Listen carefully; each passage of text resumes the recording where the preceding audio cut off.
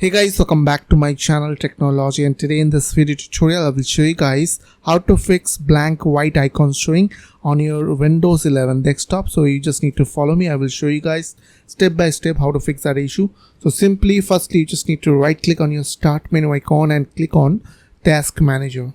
After open Task Manager, you just need to find Windows Explorer.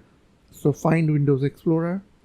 So just scroll down and here it is. As you can see, just right click on it and click on restart and check if your problem is solved or not. If still your problem is there, then follow my next step, which is go to your start or search window and type over here %appdata %. After that, press enter from your keyboard.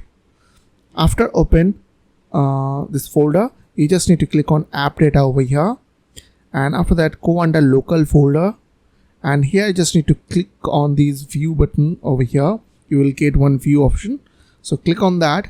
Now click on show, then click on hidden items. If it is not checked, then click on that. If it is already checked, then no need to click on these hidden items. So I'll click on hidden items. After that, scroll down and here you will get icon cache.db.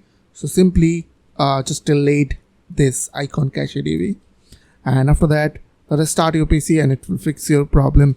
So I hope this tutorial is really helpful for you, and please don't forget to click on the subscribe button, like button and share button, and if you have any questions, then comments down below. I will see you guys in the next video. Till then, bye bye, take care.